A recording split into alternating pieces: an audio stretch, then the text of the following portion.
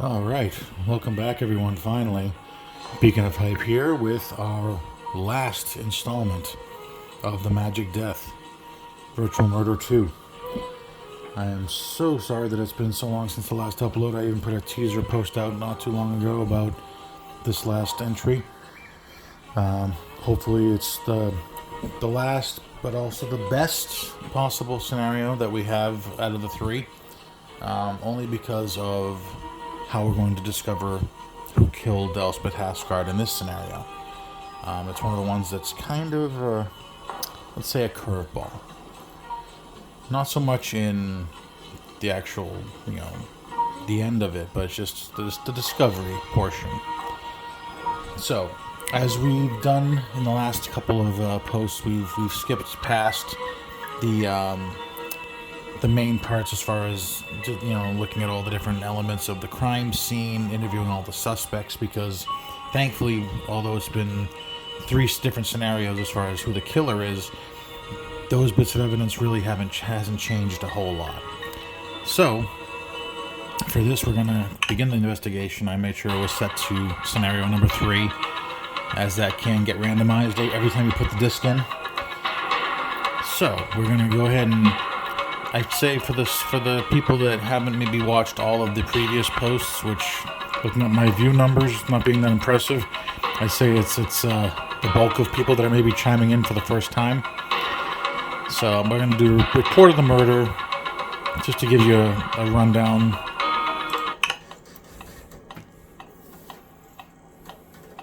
The victim's name is Elspeth Hasgard, age 27, height 5'7", weighed approximately 110 pounds. She lives in an apartment at 422 Albritton on the north side. That's where her body was found. Hasgard was a doctoral candidate in the anthropology department at the university. Word is that she's one of the most brilliant students in years. Her field work is the study of the voodoo religion in Haiti. From the looks of things, I wouldn't be surprised if it had something to do with the murder. The victim was found lying on the floor in her office at home, arranged like Christ on the cross. There's even blood in each palm, although we're not sure it's hers. Her face and body have been smeared with some kind of clay or mud. There's an intricate symbol drawn in white powder to the left of the body on the floor. Above the victim's head is a small shrine filled with what appear to be fetish objects. The victim is naked, except for a white cotton dress that's been draped over her. The dress is covered in more blood, but a preliminary exam of the body fails to indicate a wound trauma of any sort. The OMI suspects poison, but we won't know for sure until the autopsy. Time of death is estimated for some time around 10 p.m. last night. An undergraduate named Paul Budnick found the body at around 10 this morning. He's in her undergraduate seminar and says that they had an appointment to discuss his midterm exam. She didn't answer the doorbell. He claims he accidentally leaned on the door and it swung open by itself. It wasn't locked, so we went in and found the body. He called it in from the phone in her kitchen. Right now, we're trying to locate next of kin. Hasgard isn't from Chicago, but the secretary of the department says the victim's brother lives in town. We have contacted the head of the Department of Anthropology, Richard Neiman, who said something very strange. He burst into tears saying, and I quote, "Something like this was bound to happen to Elspeth sooner or later." Another interesting detail. The victim's apartment was vandalized just 2 days ago. Her papers and notes were disturbed, and an audio tape from her latest trip to Haiti was stolen. She was very upset about it, according to Harry Delgado, the detective assigned to the case. Delgado said at first she got hysterical, and then she became very frightened. As usual, Lieutenant, we've left the body for you to take a look. Okay. So again, there's a brief rundown. The only thing I noticed, I don't know if this was from the previous reports, I obviously can't remember that much far back, but they said the time of death for this one was around 10 p.m., whereas before, I believe it was approximately between 9:30 and 10. Whether or not that's changed, I do not know for sure. But, so again, we've covered the crime scene, we've covered the 12 likely suspects, the apartment, other sources, etc. So I think we're going to jump right to the press conference. Let's hope that I can get through one of these on the first go around.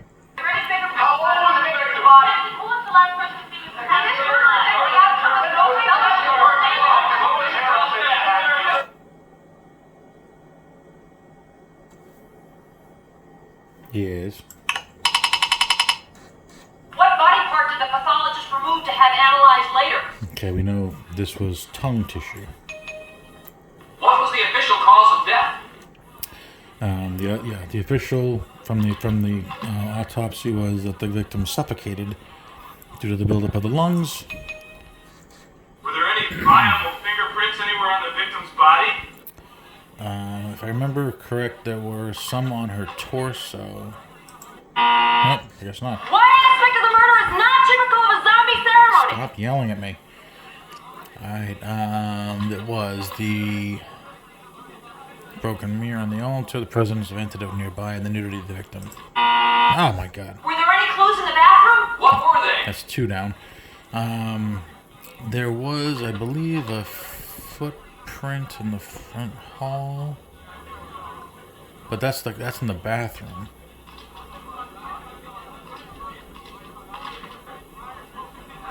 Let's try those. Nope. It's 3 down. How far does Richard Neiman live from the victim? We know that was 2 blocks. What time did he report leaving the system? If it was around 6, I believe. Yep. Did the burglary take place on the north side? Yes, it did. Which Loa was represented by a ritual drawing at the scene of the crime? We know that was Dambala. Was the victim a voodoo and priestess? We are not positive of that one. Let's see. Great job, Yay! Press Detective. You really let them know who's boss. Now you can conduct in-depth interviews with up to 3 suspects, or go straight to making your warrant application. Whatever happens, good luck. We have good luck getting through one of those on the first try. Alright, so, we are going ahead, just like the last scenario, we didn't really need to interview every single person again. But there were some that obviously the questions are going to be changing because of the scenarios. Like the first scenario when the killer was Agnes Murray, she flat out lied about the detective told her that there was a break-in when he actually did not, and that triggered one of our notes here from Lucy Farewell, and that essentially identified Agnes as the killer.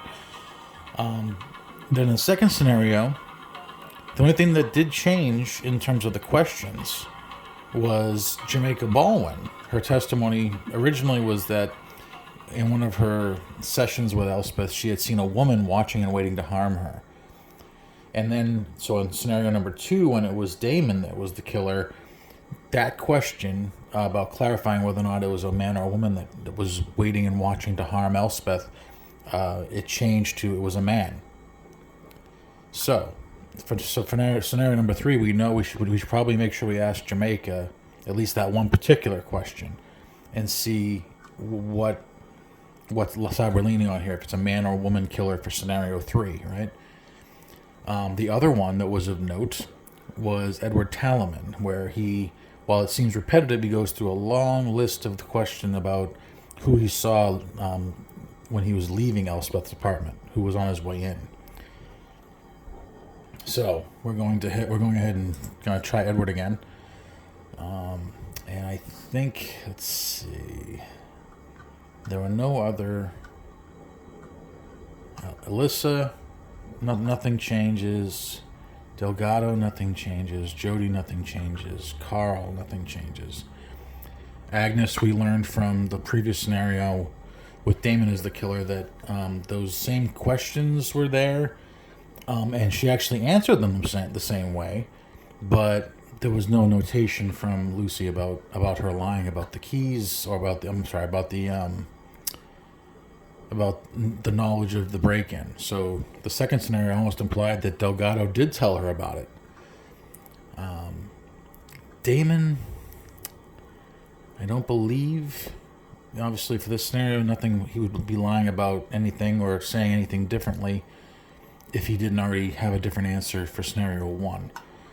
Mark, let's check him off as a 3 for the time being, I believe. Miriam, nothing would have changed. Paul, nothing would have changed, I don't believe, because the questions are pretty straightforward. There's no room for replacement, if anything. Same with Richard. So I think we've got the 3 we're going to go with here.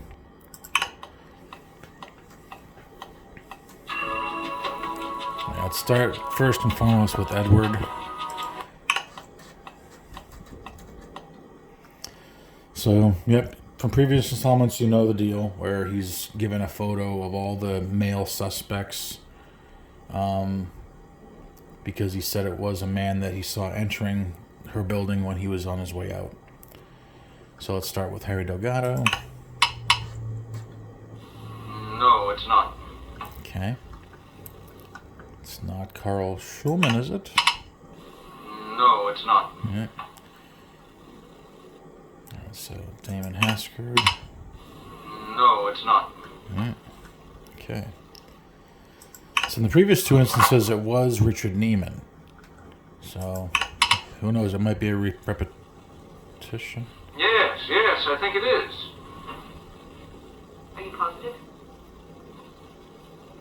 Yes, it's him. Okay. So there we go. There's the difference. He just identified Mark LeMay, whose alibi is that he was in New York for his grandmother's birthday celebration. Edward Talman just identified Mark as the man he saw entering Elspeth Haskard's building on the night of the murder. Just for the fun of it, make sure that No, I'm sorry, but it's not him. it's not confusing with somebody else. So he's identified Richard twice in the past. No, it's not. All right, so guess what? I think we've got something here. All right, so we knew about the gold pen, right? Why, yes, I am. It was found at the apartment. Oh, thank goodness. That was a gift from Charlton Heston. It'd be funny if every scenario had him having it given to him by a different actor. All right, so I'm glad Mark's here. So let's try Jamaica. I just want to confirm that question about her vision. So we don't have any of these to worry about. Let's see if she actually... Damon Haskard's mentioned here. Let's see if this one's changed about a man named Mark LeMay. No, not at all. Okay.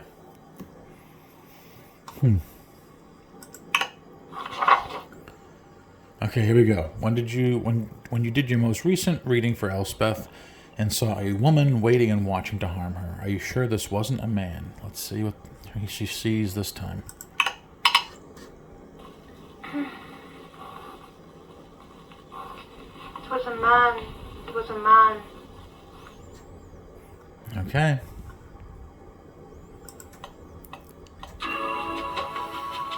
Alright, so we've questioned Mark in the past in these interviews. So let's see how many of these questions have a different answer.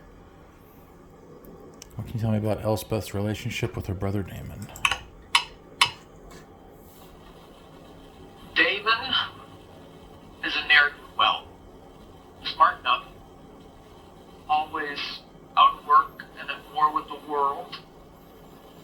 Blaming his problems on somebody else. Drove Elspeth nuts. That's always asking for money. Okay. Do you know about the burglary Sunday night at Elspeth's apartment? Not until my return. Like I told you, we weren't on very good terms. It's not something she would have called about. I don't even think she knew where I was staying anyway. Okay. Again, no, that's the same answer as before. No, nothing changes over here. Do you have keys? Not anymore.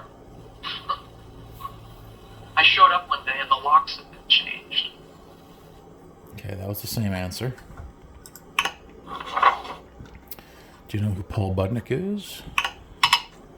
He was a student of Elspeth's, but he wasn't her type. Too young. Okay, same answer. About Neiman?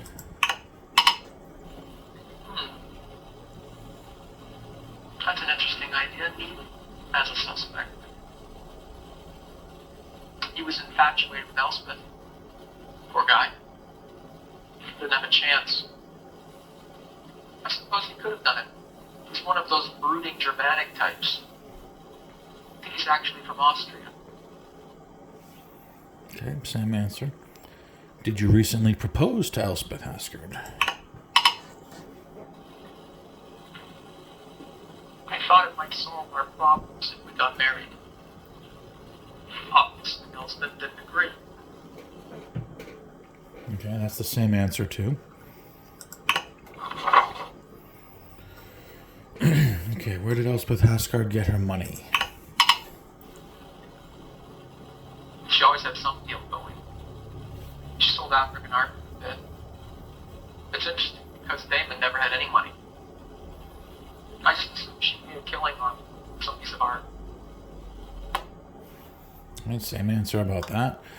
What is tetrodotoxin? Tetrodotoxin? Beats me. Okay, nothing different there. When was the last time you were in Haiti? In July. Was Elspeth last week?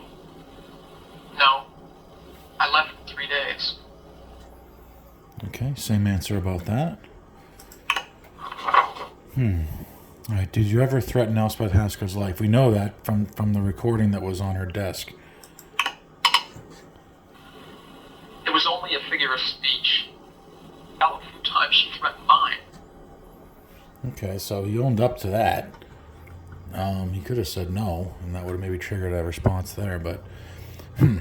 Did you know about her legal dispute with Agnes Murray? Yes. It was just business as far as Elspeth was concerned. Alright, was Elspeth practicing voodoo here? I don't really know. From various things she said, I wouldn't be surprised. But she practiced in secret if she did. Okay, so that's the same answer, but it is odd because it wasn't that secret because Miriam Tate pretty much flat out, declared that her and Elspeth did that together. Okay, did Elspeth ever mention a special tape to you? Tape of what? That's a no. Alright, and do you own Duo Jumps? This is the one that's got the footprint that was at the crime scene. Yeah. Okay. Yep. So here we go, guys. This is what I was mentioning. So here we are in the in-depth interview. We haven't even gotten to an arrest warrant yet, and this answer just changed. Previous scenarios, nobody, not any one of the suspects ever admitted or, owned up to owning or wearing Duo Jump sneakers. Before, Mark LeMay, in his in-depth interviews with Agnes being the killer and Damon being the killer, said that he owned Converse or wore Converse. Now he just admitted that he is an owner of the sneaker that was identified at the crime scene. And Edward has identified him as being there the night of the murder. So I think you know where this is going. So what do you think of Miriam Tate? The department secretary? Frankly, I don't think of her at all. She was friendly with Elspeth, but she seemed close to a number of students in the department. You have no idea, pal. Okay, we're getting there. What do you think of Carl Schulman? I think he's spoiled, and he probably did kill Naomi. Elspeth always seemed to like Carl, though. They had a little date once a month. Elspeth said the rumors about Carl were jealousy. Alright, guys, here we go. Did you kill her? Just a reminder from the chief. You've got 5 big ones left. Yes. Wow. I didn't really plan it that way. I was just so agitated in New York. my family asking after her constantly. So I decided to fly back. I spur of the moment, just surprise her. When I got to the airport, I bought a ticket under another name, and when I arrived in Chicago,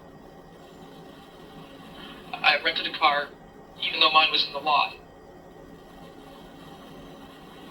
It was like I was a different person. I thought that if I could do everything differently, then she wouldn't despise me.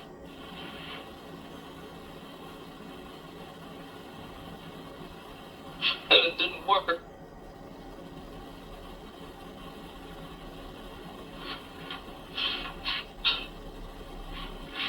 So I went to where she keeps poison,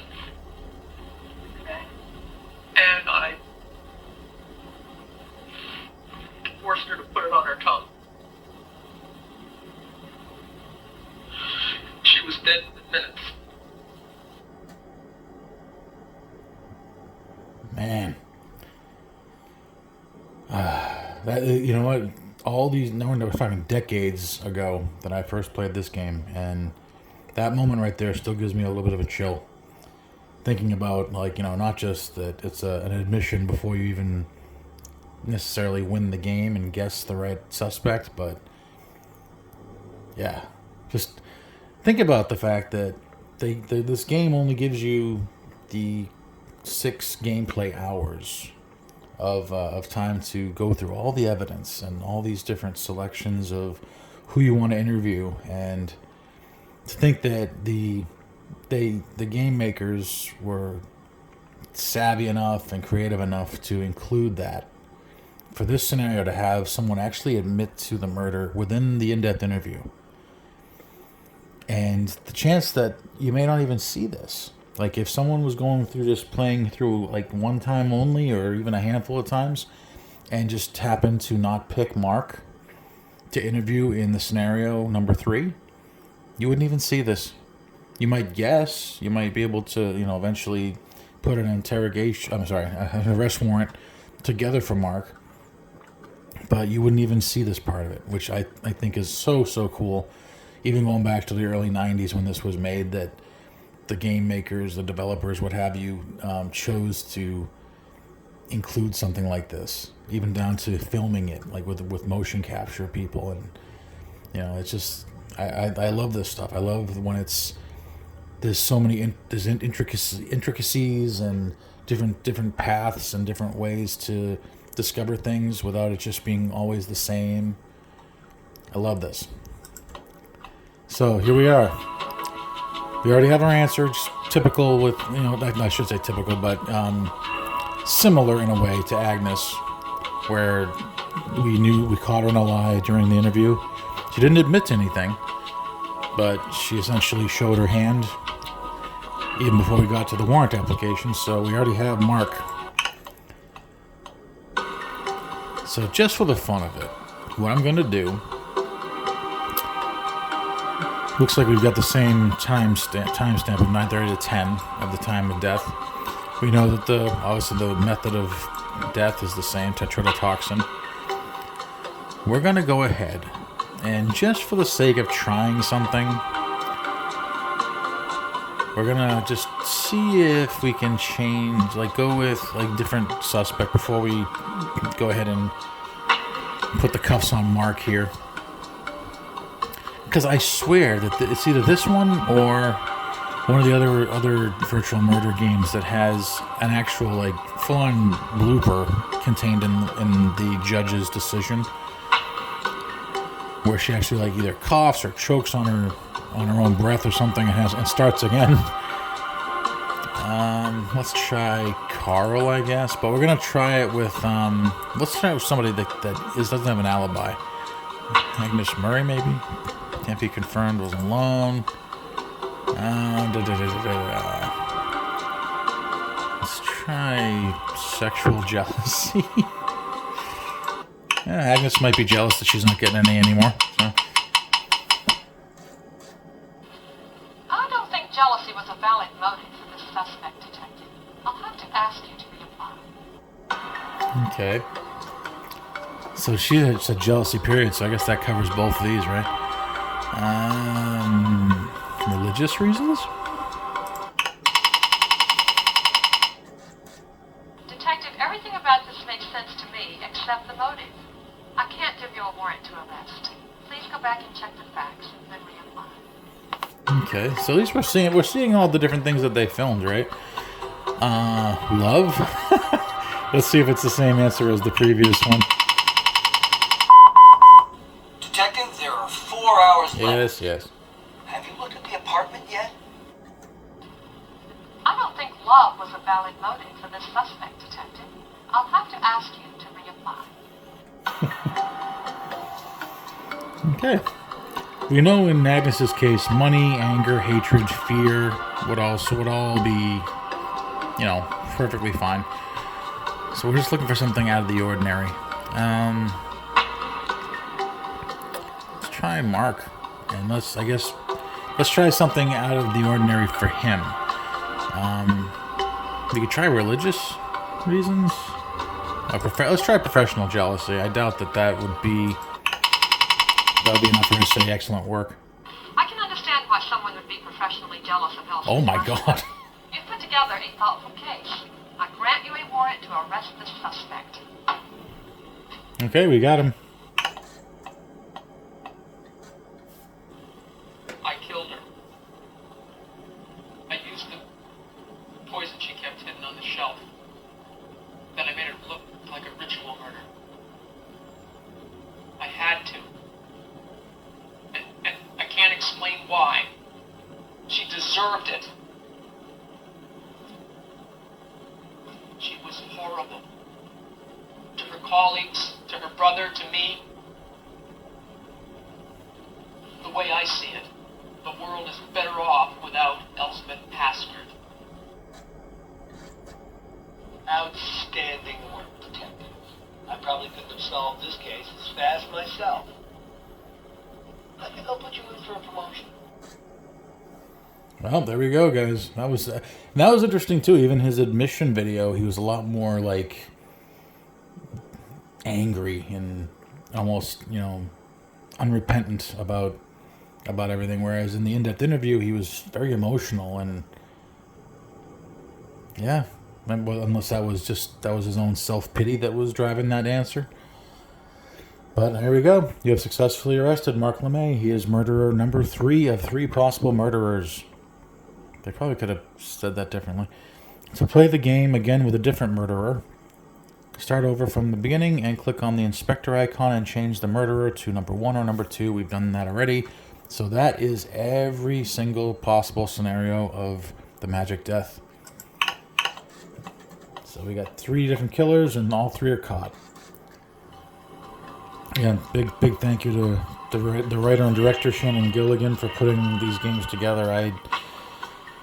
I need to plunk myself down and try to do some research and see if she is still among us and try to reach out to any possible contacts that I can find for her and see if I can get either an interview with her or even just a back and forth correspondence to say thank you for these games and let her know that, even after all these years, these are still being hopefully viewed by a number of people on here, hopefully being played on whatever platforms that support the game online.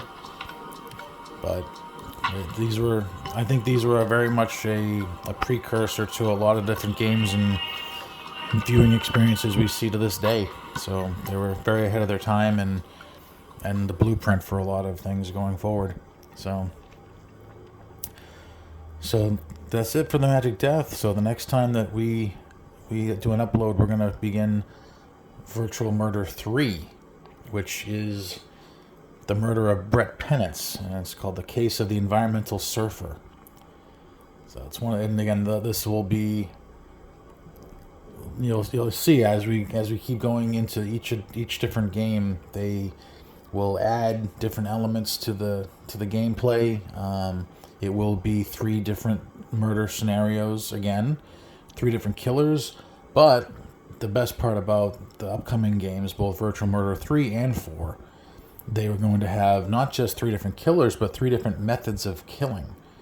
So we're going to have a instance where, you know, someone is shot in one scenario, then one person is poisoned in another, and then the third is when they are choked to death by the killer.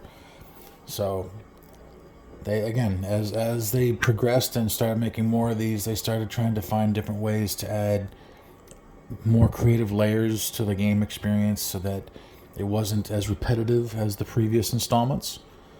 So again, props to them for not just kind of working within one bubble. They just kept trying to expand it and fill in even more creative ripples and give us all a chance to play something more than one time through. And here we are again, over 20-something years later. Actually, yeah, more than that now. We're here with 2025. This was in the early 90s. So again, more than happy to share this with you guys. But I will hopefully see you all in the next one. Please feel free to like, subscribe, plug the notification bell, do anything you can to, you know, spread the word about the channel. I'm doing what I can, within my means on YouTube to try to get as many eyeballs and ears on this. So I will hopefully see you all in the next one. This is Beacon of Hype, signing off.